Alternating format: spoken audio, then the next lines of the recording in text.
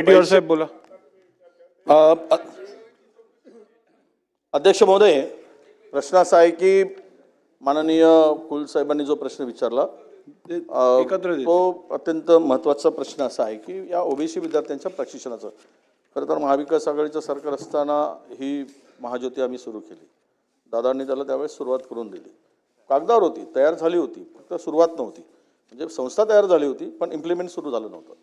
आणि त्यानंतर या सगळ्या कोर्सेस त्यावेळेस आम्ही घेतले. अध्यक्ष महोदय, विषय असा आहे की अत्यंत महत्त्वाचा नीट आणि JEE हे आता महाराष्ट्रातील काही नामवंत संस्था सिलेक्ट करून आपण त्यांना ते काम ऑफलाईन पद्धतीनं देण्याचा निर्णय घेतला होता. खरं तर याची आवश्यकता ऑफलाईनच आहे. आता हे सर्व काम 37 कोटी रुपयाचा सिंगल टेंडर काढून राजस्थानमधील एका कंपनीला दिलं गेलं. 37 कोटीचं काम, आणि तेही कशासाठी तर ऑनलाईन. आता बार्टीसुद्धा ऑनलाईन काम करते. बार्टीसुद्धा त्याचे दर काढा. बार्टीनी ह्याच प्रशिक्षणासाठी ऑफलाईन 1000 विद्यार्थ्यांसाठी प्रति विद्यार्थी ऑफलाईनसाठी 1 लाख रुपये दिलेत पर विद्यार्थी. आणि आम्ही याच कामासाठी ऑनलाईनसाठी 3500 विद्यार्थ्यांसाठी 37 कोटी मोजतो आहोत ऑनलाईनसाठी. मला सांगा, कोट्याची संस्था तिथून ऑनलाईन घेईल आणि या फायदा होईल विद्यार्थ्यांना? फायदा होईल. म्हणून माझी विनंती आहे. बरं, काय सांगतो तुम्हाला सांगू, तिथे महाराष्ट्रातल्या संस्था गेलेत. मी जबाबदारीनं बोलतो, त्या खात्याचा काही काळ मंत्री राहिलो आहे. मी कोणावर हेतुआरोप करत नाही. त्या संस्थेमध्ये आता इतका मोठ्या प्रमाणात हे झालेलं आहे की त्या संस्थेला हाकलून देतात.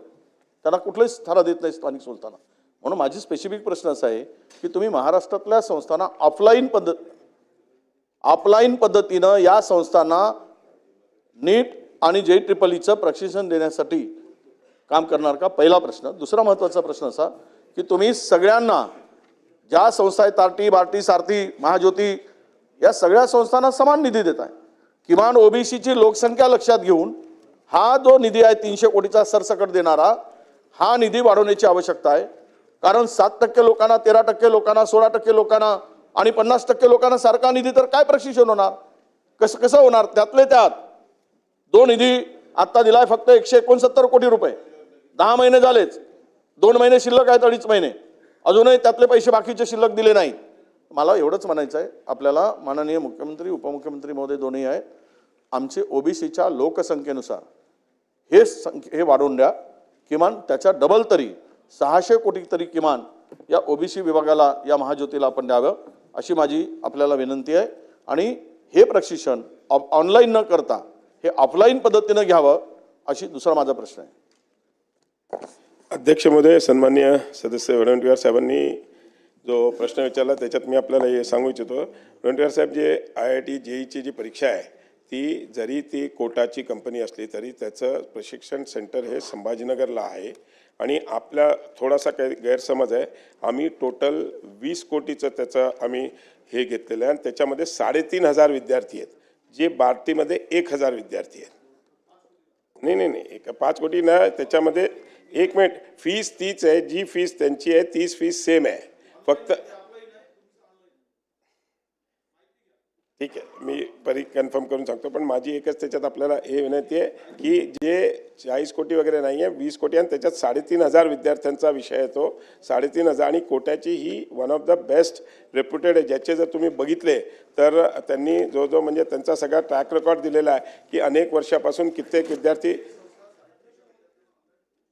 नाही, आपण त्यांनी सेंटर उघडलेले आहेत, त्या सेंटरवर चालतं आहे. पण तरी आपण म्हटलं तर नक्कीच त्याच्यामध्ये पुढच्या वेळेस आपण ते ऑफलाईन करायचं. आम्हाला काही नाही, ऑफलाईन विद्यार्थ्यांचा आग्रह असतो की ऑनलाईन करा, कारण की त्यांना जसं ग्रामीण भागातल्या विद्यार्थ्यांना येऊन थांबणं थोडंसं पॉसिबल होत नाही. म्हणून पण अशी जर मागणी असेल तर नक्कीच आपण ऑफलाईन करू. त्याच्यात आम्हाला काहीच अडचण नाही. ऑफलाईन आणि ऑनलाईनमध्ये खर्चामध्ये कुठेच काही फरक पडत नाही. सेम खर्च आहे त्याच्यात. आपण उलट टॅब देतो आहे त्यांना नेट कनेक्शन देतो आहे, तोच पैसे त्यांना कॅश द्यायचो. तर कॅश दिला तर अनेक लोक त्याच्यात, आता ह्याच्यात ऑनलाईन केल्यामुळे काय आपल्याला अटेंडन्स 100% रेकॉर्ड होतो. आपल्या ह्याच्यावर त्यांचा अटेंडन्स रेकॉर्ड होतो आणि त्याच्यामुळे ते होऊच शकत नाही. ठीक. आणि हां, दुसरा प्रश्न आपण म्हटला तसं ऑलरेडी आम्हाला 300 कोटी रुपये निधी मंजूर आहे. त्याच्यातले मागच्या वेळेस आपण म्हटलं तसं 90 कोटी रुपये कमी आले होते. पण आम्ही त्याचं आता पूर्ण मागणी वित्त विभागाकडे केली आहे आणि नक्कीच आम्हाला खात्री की आम्हाला मी दिले. मी माननीय मुख्यमंत्री महोदयांना विनंती करतोय की आपण मागच्या वर्षी 300 कोटीमधून 90 कोटी कमी दिलेत साहेब. या वर्षी सुद्धा आतापर्यंत 169 कोटी रुपये दिलेत. बाकीचे अजूनही मिळाले नाहीत. 2.5 महिने झाले. अनेक प्रशिक्षणार्थींना पैसे मिळत नाही. कालच अजितदादांच्या घरापुढं आमच्या हे जे याला PhDचे मुलं आहेत त्यांचं स्टायपंड मिळत नाही आहे म्हणून दादांच्या घरापुढे जाऊन आंदोलन केली काल उपमुख्यमंत्री महोदयांच्या. कालचा प्रसंग. हे महाज्योतीची मुलं, त्यांना मिळतच नाहीत पैसे. आणि आता जेवढे जे आहेत प्रशिक्षण घेत आहेत तेवढ्यांना देऊन टाका. पुढच्या वेळेस कोटा काय निर्धारित करायचा तो नंतर करा तुम्ही, पण जे आहेत त्यांना तरी तेवढे पैसे दिले पाहिजे. त्या पोरांचा हाल होत आहेत. अर्धवट काम राहील अध्यक्ष महोदय. म्हणून माझी विनंती आहे की तुम्ही 2च प्रश्न, फक्त 300 कोटी रुपये तुम्ही सगळ्यांना सरसकट देताय. लोकसंख्येच्या आधारावर काहीतरी वाढवून द्या. ठीक आहे, तुम्ही जास्त वाढवू नका. तुम्हाला जेवढं करायचं तेवढे करा, पण ते वाढवून द्या तर त्या पोरांना अधिक लाभ होता येईल. नाहीतर अनेक पोरं त्यापासून वंचित राहतील. पहिला प्रश्न. दुसरा, हे जे PhDचे मुलं आहेत यांचं जो स्टायपंड आहे हे ते रेग्युलर देत नाही आहेत. जेवढी मुलं सिलेक्ट केली तेवढ्यांचा तेवढं क्लिअर करून द्या.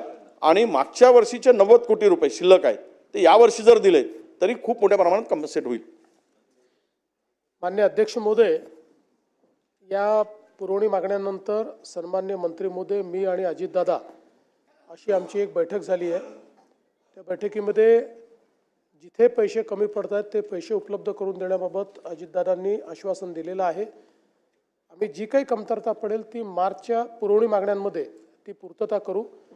आणि त्यासोबत जे काही आपलं चालू बजेट मार्चमध्ये होईल त्या बजेटमध्ये आपण ज्या काही सूचना दिलेल्या आहेत त्या सूचनांच्या अनुरूप आम्ही तरतूद करण्याचा प्रयत्न करू.